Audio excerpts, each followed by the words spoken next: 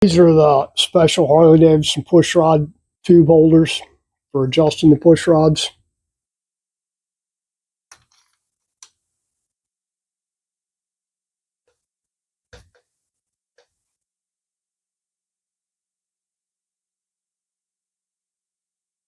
And there you go. Loop two rubber bands together, one paper clip for each push rod tube. Very simple, very cost effective. Works every time. We're going to start adjusting these push rods now. Just put them in there, make sure that the push rods are up in the cups of the rocker arms, and just adjust them until they just barely touch. All the way around. Now, all you got to do, a lot of people think that, well, you got to bring it up to compression stroke and all this, and they get all confused by that. Yeah, it does need to be on compression stroke, but an easier way to do it is put it in gear, pull the plugs out, put it in gear, put it in fifth gear, roll the motor over until you watch one of the push rods move. What you want, say this front exhaust here, you want it all the way up. So we're just going to spin the wheel and watch the push rods and see which way they go.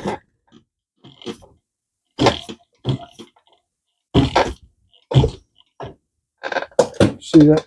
It's going all the way down.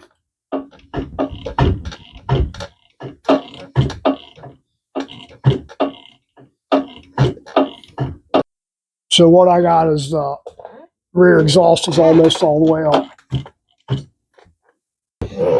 Yeah, it looks like that one's all the way up. So we got the rear exhaust all the way up. So now we can adjust the front.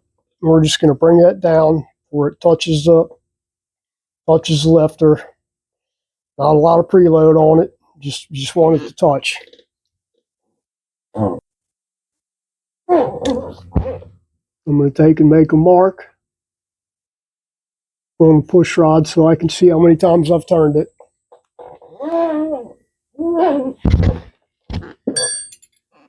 And in this instance, these adjusters are all 7/16 adjusters. If you got a yellow or white marker, that works too. Yeah, that's one.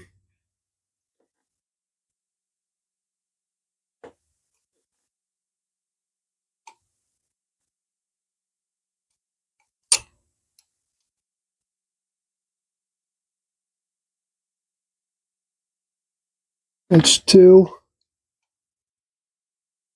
And we're going to go 3 turns on this.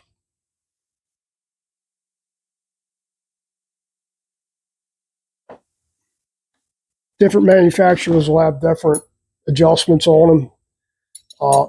These are 3 turns. Some of them will have two and a half, some of them 2 1/4, 2 3/4, 3 1/2, whatever. It all depends on what thread pitch they're using for the adjusters here. We know these are S&S, so they're 3 turns. And it's going to feel really tight now. Not feel, it is really tight now. So we're going to have to let that bleed down while we're waiting for that. We'll check these other ones to see where they're at. We're not adjusting them yet. We're just making sure they're not extremely loose or extremely tight or extremely loose, because they're going to be tight depending on where they're sitting on the cam. So what we're going to do, we'll let that bleed down. We'll roll the motor over and adjust the rear intake. And then we'll do the rear exhaust, and then we'll do the intakes. So if it has travel limiters in there, I have no idea if this has them or not. And I'm not pulling lifter block out to tear a lifter down to check it. We'll find out if we have to really let the pressure off of it. It's probably got travel limiters in there if you can't get them adjusted. All the travel limiter does is, well, let me see if I got a lifter over here I can show you. Just so happens I have one apart. All the travel limiter does is it sits up under the lifter here. It's basically a little hardened washer that goes up in the lifter here in between the piston and the lifter body. And it's kind of, they call it a hydro solid. So all it does is it sits in there and it takes up this extra space in the lifter. So basically, it takes some of the cushion out of the lifter. So when you adjust it more like a solid lifter, but you give it a little bit of extra room in the push rod adjustment, so it has a little cushion on the piston there. They used to sell them. Harley used to sell them a really long time ago as a solid lifter kit for Screaming Eagle. With those, you took the plunger out here, or you took the spring off the plunger, and you stuck it in there, and it was just acted like a solid. It was just straight in there. Solid, basically a solid lifter conversion kit for stock lifters. Man, that's a long time ago. But anyway, that's how that works. So when you adjust it for a hydro solid, just think of it like this. Here's your piston. It's in there. So if it's a solid, just say it's down here. You take a little bit of extra, take a little clearance out of the push rod, or give it a little bit more clearance, so it allows the piston to travel up. So it's got a little more oil cushion under it. So if it does collapse, it isn't going to collapse very far. That's what happens with these lifters at high RPM. They collapse. The piston can't keep up with the pressure on the valve springs. So it tends to slide down, and then you have all this clearance in there, and it starts tapping like crazy, and you're losing lift and losing power. So by hydro solid, you're not going to lose power if the lifter collapses. And that's pretty much it for that. See, if you look here, you see that spring? That spring pushes the lifter up. So by just imagine you take that bit of play right there and you stuck a solid hardened washer in there. You're taking all that play out of it, really. I mean, you don't have that much play in there, but you get the idea. You're limited. That's why they call it a travel limiter, because you're limiting how much the lifter will bleed down. It's no big thing. And interestingly enough, I looked the other day for travel limiters, and I couldn't find any.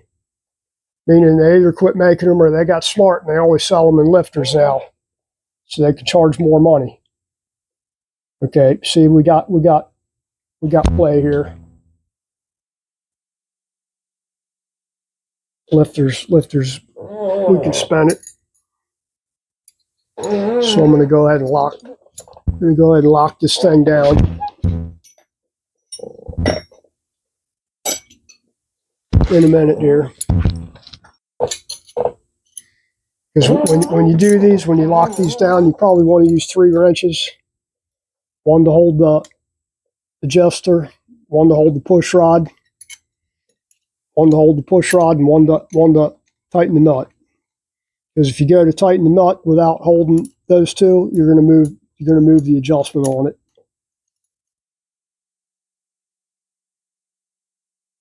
And that's jammed down there. Yep, spinning good. Let's go ahead and spin this thing over till the front exhaust push rod's all the way up. Let's go ahead and adjust this rear exhaust now. You can't see it. You can actually count wrench flats too. So counting flats, you're just, each flat is, just figure 5 flats is 1 turn. That's 1.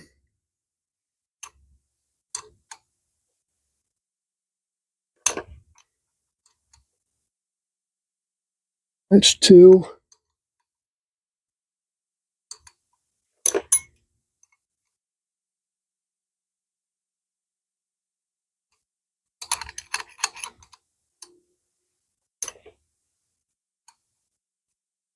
That's 3.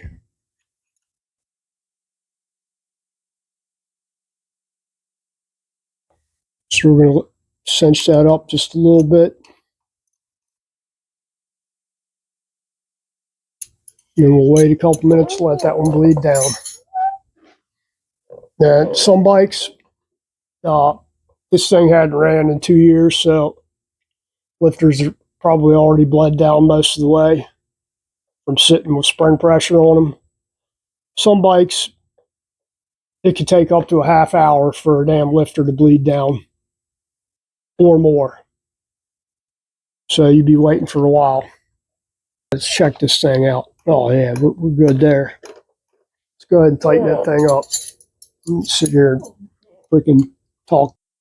Okay, so we got that front intake all the way up. That's his rear intake all the way down. Let's put a little mark on there.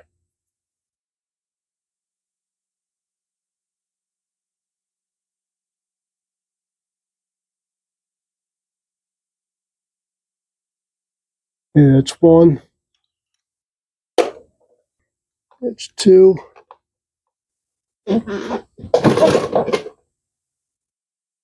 All right, that one ought to be good. Let's go ahead and lock this thing down. And then we just have the front intake to do left.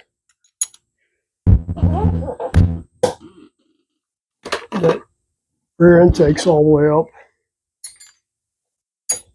Okay, it's about 0 right there. It's 2.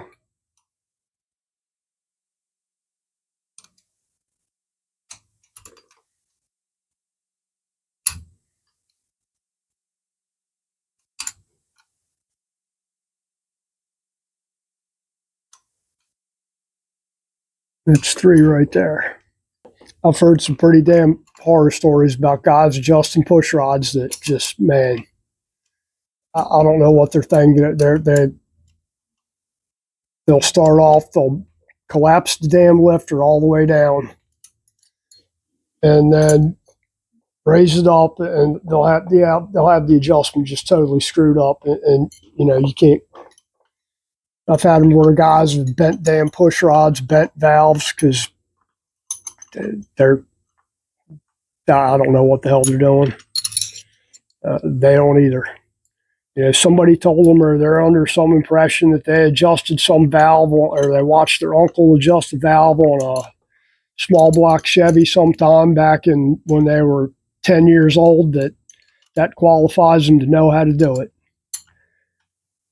Now, I'm not saying they're not qualified to know how to do it, but if you're bending valves when you're doing stuff, or you can't even get it to start because you got it so far out of whack. We're looking pretty good there. Let me get my special push rod tube clip screwdriver out here.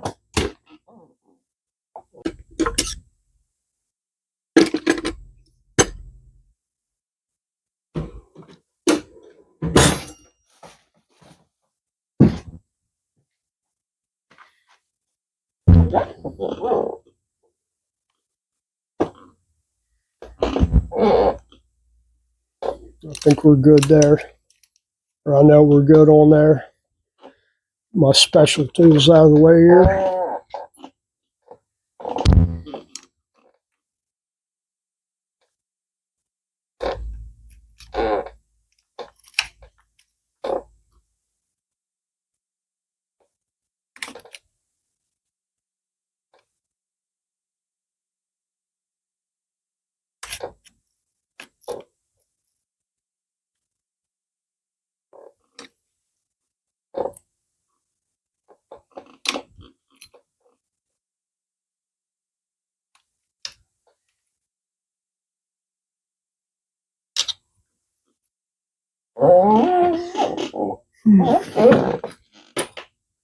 Okay, see if we can get these clips in here.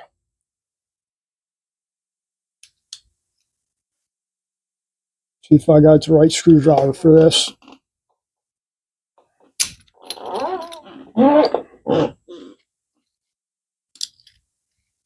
Yeah, I think that will all work.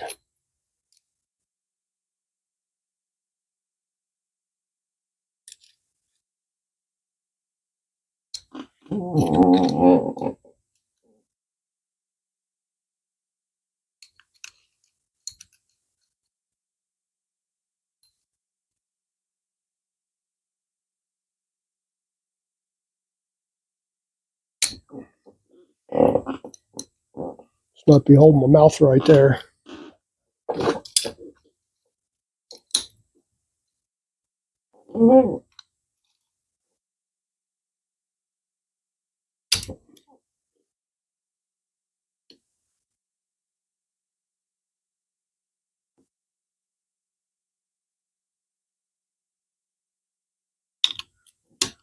Yeah, there we go. Just wasn't holding my mouth right doing it.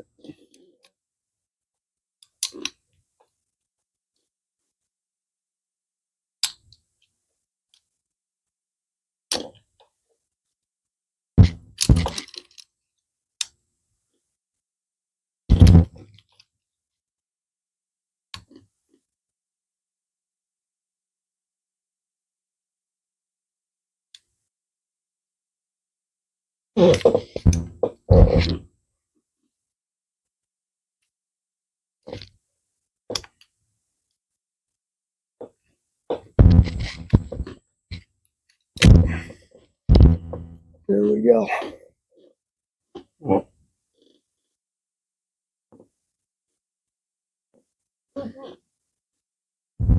Yeah, we got movement there. We'll be good to go. Everything's locked down. Everything's adjusted. Anyway, that's it for the push rod adjustment. Just one up. You know, you're doing the front intake or front exhaust. You want the rear exhaust all the way down. Front intake all the way up. Rear intake, you want the front intake all the way up. And vice versa. You're doing the front intake, you want the rear intake all the way up. Doing front exhaust, you want the rear exhaust all the way up. And then as far as adjustment, it depends on who makes your push rods. Your thread and the regular real push rods do.